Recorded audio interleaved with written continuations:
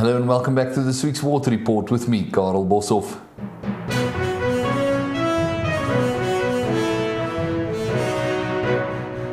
Hello, welcome back to this week's Water Report, where we discuss anything and everything regarding Newcastle's water reticulation system and also air and water quality. So we skipped last week because I was on leave, so we are jumping back 2 weeks straight into the headlines. On the 1st of July, the Newcastle municipality notified of a burst pipe at 6 Amper Street in Newcastle, leaving that area without water for some time. Then some interesting stuff. On Thursday, the 2nd of July, there was a report or a notice sent out for the boiling of water for the people in Charlestown area as E. coli was found in that water. We also did send out a alert video on that, so if you didn't see that, there's E. coli detected in that area. So if you know somebody in that area, let them know. If they don't have a water filter, please boil your water.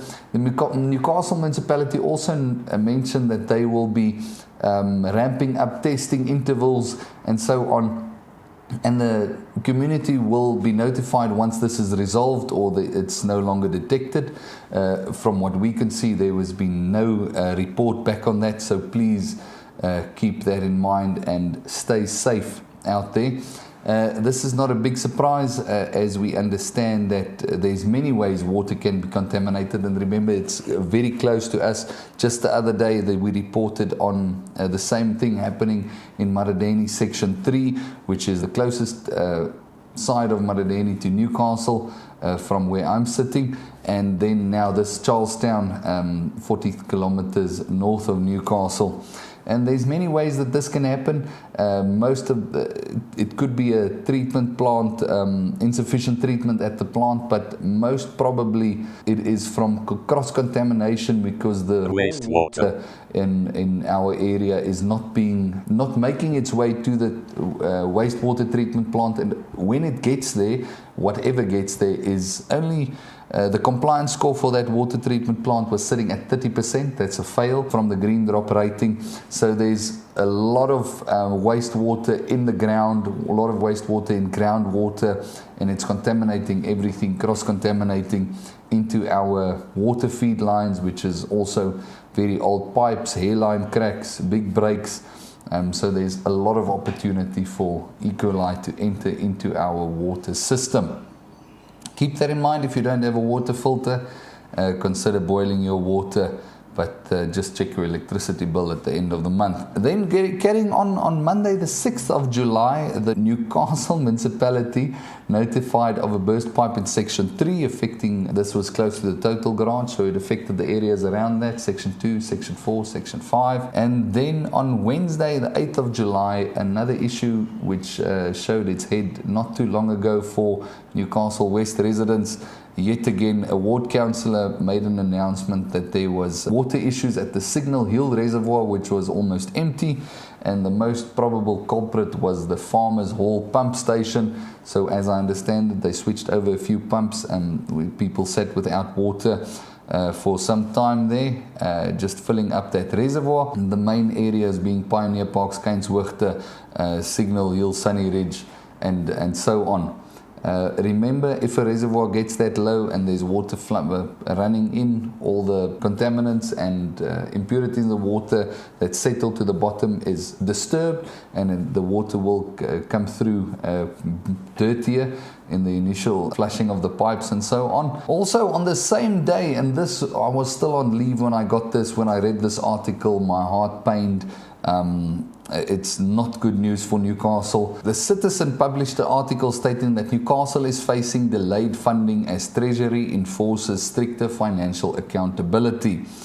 Now, that means the funds have temporarily been withheld, and we reported on the same issue in December last year, showing that the Newcastle municipality's mismanagement and expenditure is not up to standard for the Treasury, so they were at threat of not receiving the funds from Treasury, which is a massive blow for Newcastle, because if that funds are withheld by the Newcastle municipality's the manager's own admission, Newcastle municipality is a grant-funded municipality because it's basically bankrupt. Very unfortunate. So this is a massive blow.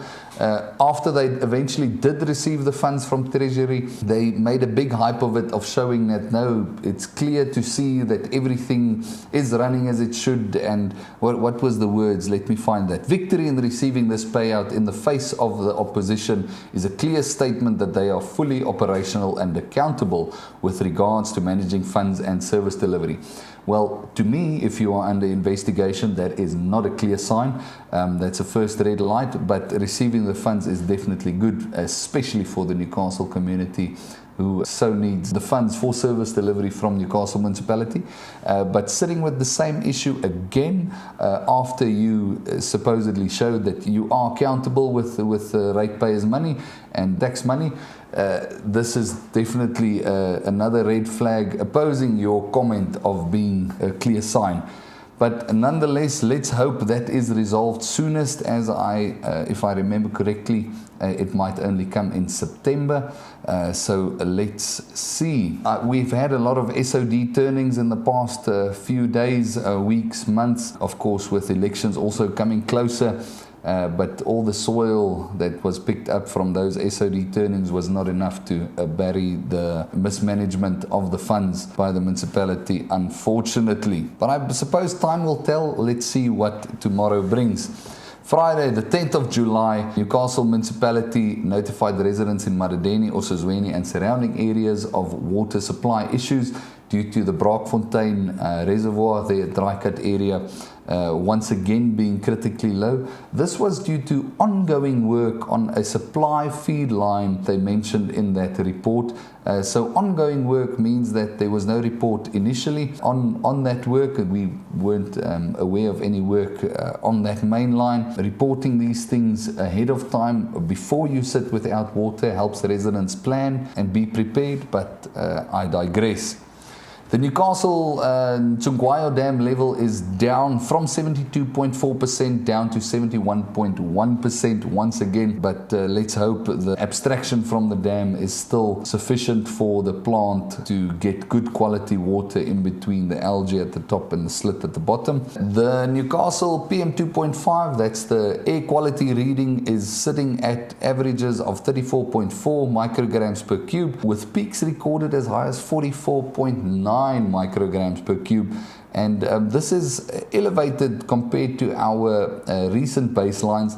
And let's remember again that the World Health Organization limit is set at 5 micrograms per cube, so this is well above that, and we can definitely experience it in our noses, our respiratory issues, and you most probably feeling it too. The air quality is just not good. My purifier in the office is sitting at between 9 to 11, 13, playing around there, so the air in here is at least purified or cleaned, and I like it.